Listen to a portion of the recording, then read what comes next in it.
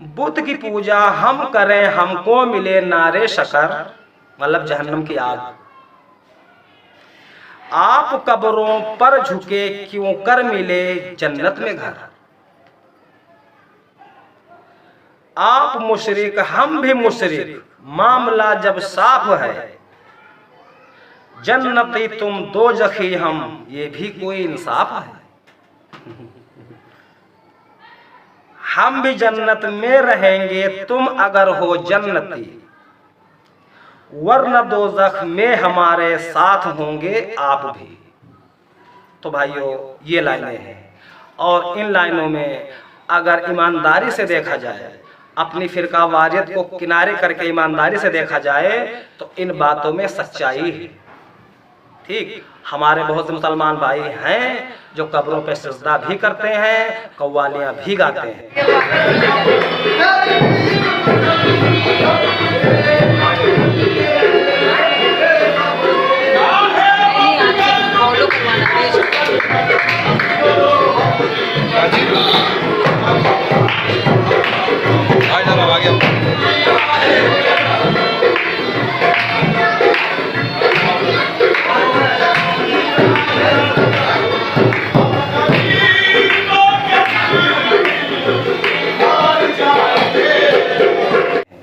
इसी बारे में ये हिंदू भाई ने तमाम मुसलमानों को कहा है, और उस हिंदू भाई को ये बात नहीं मालूम है कि इन मुसलमानों में भी इतने फिरके हो गए हैं कि कुछ फिरके मज़ारों पे जाकर के चादरें चढ़ाने को सही समझते हैं, और कुछ फिरके हैं मज़ारों पे चादर चढ़ाने को गलत समझते हैं।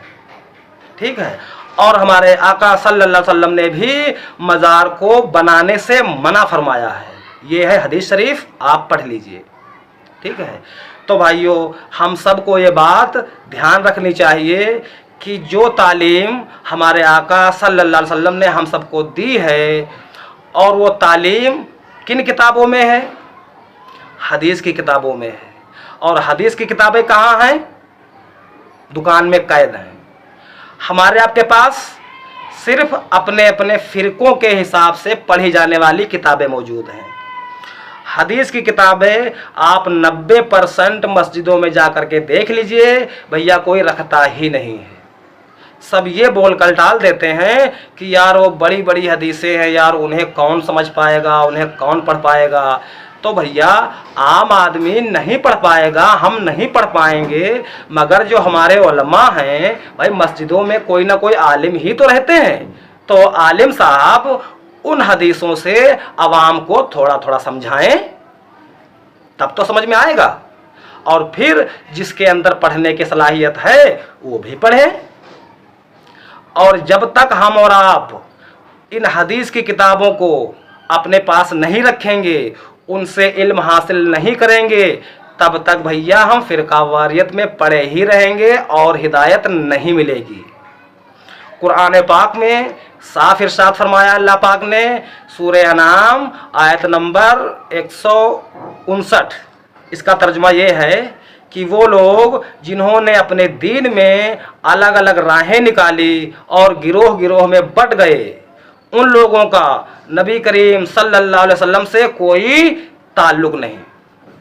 तो भैया जब हमारा आपका रसूलुल्लाह सल्लल्लाहु अलैहि वसल्लम से ताल्लुक ही नहीं रहेगा, तो हम लोग तो बर्बाद हो जाएंगे, नहीं बर्बाद होंगे? बताइए ईमानदारी से।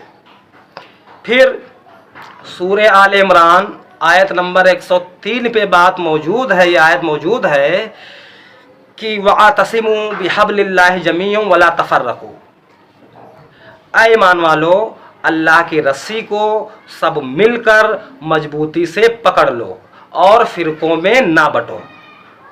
मगर हम लोग वो आयत पढ़ते भी हैं और बराबर अपने अपने फिरकों में बटे हुए भी हैं। ठीक, फिर और आप चलिए कुरान पाक में सूरह फुरकान आयत नंबर 30 पे ये आयत मौजूद है कि अल्लाह के नबी सल्लल्लाहु अलैहि वसल्लम अल्लाह पाक से शिकायत करेंगे कि ऐ अल्लाह, मेरी कौम ने इस कुरान को पीठ के पीछे छोड़ रखा था। अब अल्लाह के नबी सल्लल्लाहु अलैहि वसल्लम की कौम कौन है? हम लोग कौम हैं। ये कुरान को जो लोग नहीं समझते हैं और कुरान में क्या मौजूद है, किस चीज़ से रोका गया है, किस चीज़ की इजाज़त दी गई है, जो लोग इस पे अमल नहीं कर रहे हैं, उन सब की शिकायत होने वाली है।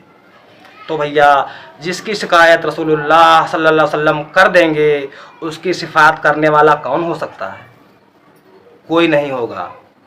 तो हम सबको ये बात जान लेनी चाहिए कि भैया दीन वो है जो अल्लाह ने आसमान से रसूलुल्लाह सल्लल्लाहु अलैहि वसल्लम पर नाजिल फरमाया है, वो दीन है। और वो इस वक्त कहाँ पे है? इस वक्त हमारे सामने कुरान पाक और हदीस शरीफ की शक्ल में हमारे सामने मौजूद है।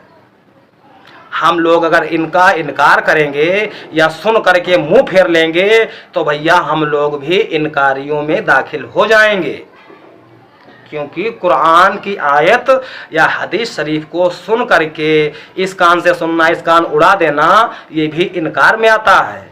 सुन करके मुंह फेर लेना, ये भी इनकार में आता है।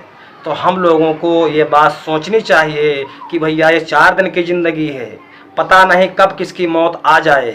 तो जिस अकीदे पर जिस इंसान की मौत होगी, उसी अकीदे के अनुसार फैसले होंगे।